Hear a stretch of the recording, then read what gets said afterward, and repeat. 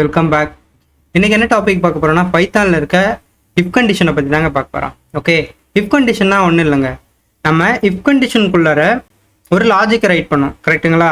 இந்த logic meet ஆனால் நீ அதுக்கான அந்த இஃப் கண்டிஷனை மீட் ஆனால் அதுக்கான லாஜிக்கை நீ எக்ஸிக்யூட் பண்ணு, இல்லைனா நெக்ஸ்ட் ஸ்டெப்பு மூவ் ஆகு அப்படின்றதான் இந்த இஃப் கண்டிஷன். ஓகே, ஸோ நான் ரியல் டைமில் உங்களுக்கு சொல்கிறேன், அப்போ உங்களுக்கு ஒரு பெட்டர் கிளாரிட்டி கிடைக்கும்.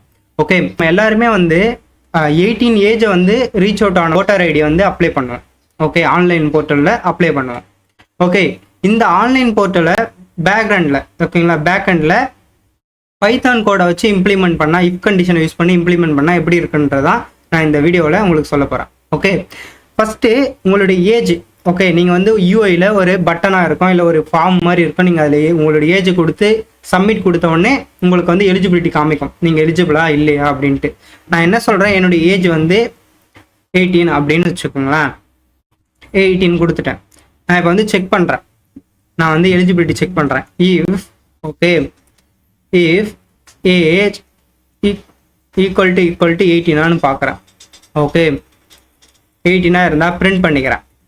அவங்களுக்கு மெசேஜ் சொல்லணும்ல, ஸோ அந்த மெசேஜில் நான் சொல்கிறேன், you are eligible to apply new voter ID. ஓகேங்களா? இப்போ நெக்ஸ்ட் நான் என்ன சொல்கிறேன், எல்ஸ் கண்டிஷன் இருக்கு. ஓகே, இதில் நான் என்ன பண்ணுறேன், பிரிண்ட் பண்ணிக்கிறேன். என்ன, சப்போஸ் 18 விட கம்மியாக இருந்துச்சு, ஒரு 16, 17 யாரோ ட்ரை பண்ணுறாங்க, இந்த போர்ட்டலில் செக் பண்ணுறாங்க அப்படின்னா அவங்களுக்கு என்ன கொடுக்கணும், you are not eligible, you are not eligible.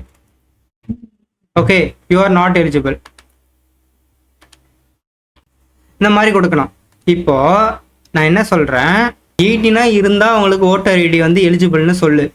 Okay, age equal to age equal to ரெண்டு ஈக்குவல் டு கொடுக்கணுங்க. சிங்கிள் ஈக்குவல்ட்டாக கொடுத்தீங்கன்னா அது வேரியபிளாக கன்சிடர் பண்ணிக்கும். இங்கே பாருங்கள், நான் வேரியபிள் டிஃபைன் பண்ணுறதுக்கு தான் சிங்கிள் ஈக்குவல் டு யூஸ் பண்ணேன். நீங்கள் எப்பயுமே இந்த கண்டிஷனை செக் பண்ணுறீங்க அப்படின்னா டபுள் ஈக்குவல் டு கொடுக்கணும், சரிங்களா? இப்போ கொடுத்து இப்போ நான் செக் பண்ணுறேன், யூ ஆர் நாட் எலிஜிபிள். ஏன், நம்ம 18 தானே கொடுத்துருக்கோம். பட் இங்கே பாருங்கள், ஸ்ட்ரிங்காக இருக்குது. பட் இங்கே பாருங்கள், இது இன்டிஜராக இருக்குது. ஓகே, அப்படின்னா நாங்கள் இங்கே இன்டிஜராக கன்வெர்ட் பண்ணணும். இன்டிஜர் வேல்யூவாக கொடுங்க. Yes, you are eligible to apply new voter ID. Okay, fine. இப்போ எனக்கு என்ன கொஸ்டின்னா, இப்போ நான் ஒரு 16 கொடுக்குறேன்னு வச்சுக்கோங்களேன். இப்போ என்ன error throw, you are not எலிஜிபிள்னு சொல்லணும். ஓகேங்களா, பார்க்கலாம். இப்போ யூசர் அந்த போர்ட்டலில் செக் பண்ணுறாரு, ஏஜ் என்னன்னு கேட்குறாங்க, 16 கொடுக்குறாரு. இப்போ 16 கொடுத்தோடனே செக் பண்ணுறேன், யூ ஆர் நாட் எலிஜிபிள்னு நான் சொல்லிட்டேன். ஓகேங்களா, இப்போ அவங்க 16 கொடுத்தாங்கன்னா யூ ஆர் நாட் எலிஜிபிள் அப்படின்னா என்னன்னா, நீங்கள் இன்னும் ஓட்டர் ஐடி அப்ளை பண்ணுறதுக்கு உங்களுடைய ஏஜ் எலிஜிபிளாக இல்லை அப்படின்ற அர்த்தம். Okay, fine. இப்போ ஒரு சிலர் 18 ஏஜ் ரீச் அவுட் ஆகிட்டு இருப்பாங்க ஒரு 2 இயர்ஸுக்கு முன்னாடி, சரிங்களா? அவங்களுடைய ஏஜ் இப்போ பார்த்தீங்கன்னா ஒரு 20 இருக்கு. ஓகே, பட் அவங்க 18 ஏஜ்லேயே அவங்க அப்ளை பண்ணியிருக்கணும் ஓட்டர் ஐடி. அவங்க அப்ளை பண்ணலை. அப்ளை பண்ணாமல் 2 இயர்ஸ் கழிச்சு பொறுமையாக அப்ளை பண்ணுறாங்க. ஓகே, இது கவர்மெண்ட் அந்த கவர்மெண்ட்டோட ரூல்ஸை நம்ம பிரேக் பண்ணுறோம். இது கரெக்ட் இல்லை. ஸோ நீங்கள் பிரேக் பண்ணால் நாங்கள் பெனால்ட்டி உங்களுக்கு போடுவோம். ஓகே, அந்த பெனால்ட்டியை பே பண்ணிட்டு தான் நீ என்ன பண்ணணும்னா நீ நியூ ஓட்டர் ஐடியே அப்ளை பண்ண முடியும் அப்படின்ற மாதிரி ஒரு சிஸ்டத்தை நான் கிரியேட் பண்ணுறேன். அதுக்கு என்ன பண்ணணும்னா எலிஃப்னா ஒன்று இல்லைங்க, எல்சிஃப். ஓகேங்களா, மல்டிபிள் எல்சிஃபை நம்ம கிரியேட் பண்ணிக்க முடியும். ஓகே, நான் இப்போ என்ன பண்ணுறேன், age okay, age greater than equal to 20. Okay, இந்த மாதிரி இருந்தால் நான் என்ன சொல்கிறேன், பிரிண்ட்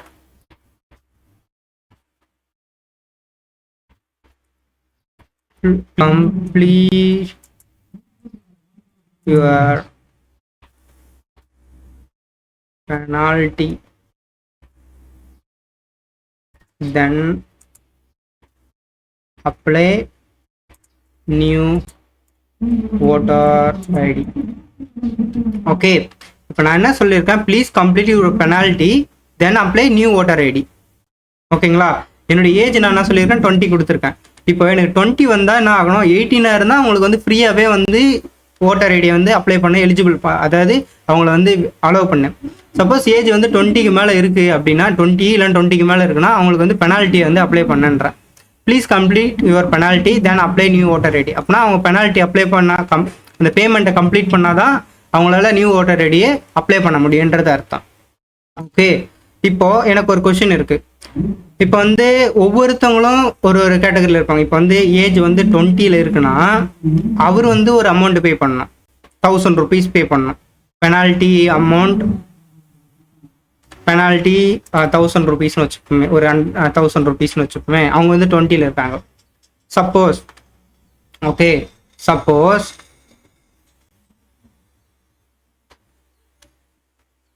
இஃப் அதாவது இதுதான் எல்சிப்னு சொல்லுவாங்க. ஓகேங்களா, அதாவது அந்த பெனால்ட்டி பே பண்ணுறதுக்கு ஒரு எல்ஸ் கண்டிஷன் இருக்குங்க. அந்த எல்ஸ் கண்டிஷனுக்குள்ளார நான் இன்னொரு இஃப் கண்டிஷனை நான் ரைட் பண்ண போகிறேன். இப்போ age greater than equal to 25 age ஆனாலும் அவங்க வந்து இன்னும் அப்ளை பண்ணல. ஓகே, இப்போ நான் என்ன பண்ணுறேன், பிரிண்ட். ஓகே, இதை அப்படியே நம்ம காப்பி பண்ணி பேஸ்ட் பண்ணிப்போம். பெனால்ட்டி 2000 rupees பே பண்ணணும். ஓகே, இப்போ நான் ஏஜ் வந்து ஒரு 26 கொடுக்குறேன். இப்போ வந்து நம்ம வந்து ஏஜ் டிஃபைன் பண்ணுறோம். எல்ஸ் இஃப் சொன்னால நெஸ்டட் இஃப். ஓகேங்களா, ஒரு இஃப் ஸ்டேட்மெண்ட் நான் ரைட் பண்ணியிருக்கேன். இஃப் ஸ்டேட்குள்ளார ஒரு நெஸ்டட், ஓகேங்களா, ஒரு எலிஃப் ஸ்டேட்மெண்ட் இருக்குது. அந்த எலிஃப் ஸ்டேட்மெண்ட்குள்ளார நான் மல்டிபிள் இஃப் ஸ்டேட்மெண்ட் ரைட் பண்ணுறேன். இதுதான் வந்து பார்த்தீங்கன்னா நெஸ்டட் இஃப் ஸ்டேட்மெண்ட்னு சொல்லுவாங்க. ஓகே, என்னுடைய கண்டிஷன் என்னன்னா, அவங்க 18 இருந்தால் அவங்களுக்கு ஃப்ரீயாக வந்து ஓட்டர் ஐடி பாஸ் பண்ணிவிடு. ஓகே, சப்போஸ் அவங்க வந்து 20 வயசுக்கு மேலே, ஓகே, 20 வயசுக்கு மேலே 20க்கு மேலே இருந்தாங்கன்னா அவங்க வந்து கவர்மெண்ட்டோட ரூல்ஸை வந்து பிரேக் பண்ணியிருக்காங்க. அவங்க வந்து ஓட்டர் ஐடி அப்ளை பண்ணாமல் லேட் பண்ணியிருக்காங்க. ஸோ அதுக்கு பெனால்ட்டி நான் பே பண்ண சொல்கிறேன். ஓகே, 20 வயசுக்கு மேலே இருந்தாங்கன்னா அவங்கக்கிட்ட 3000 வாங்கிக்கோ. சப்போஸ் 21க்கு மேலே இருந்தாங்கன்னா அந்த 25, அதாவது 21 to 25 இருந்தாங்கன்னா அப்படின்னு சொல்லிட்டேன்.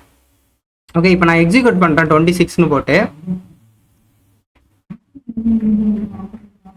Session enter, please run this code again.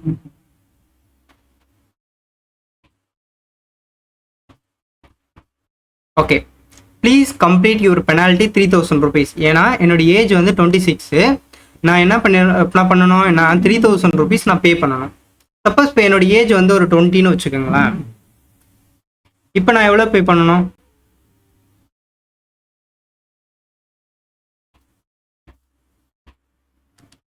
அதை கிளியர் பண்ணிட்டு எக்ஸிக்யூட் பண்ணணும். ஓகே, 20க்கு எதுவும் இல்லையா,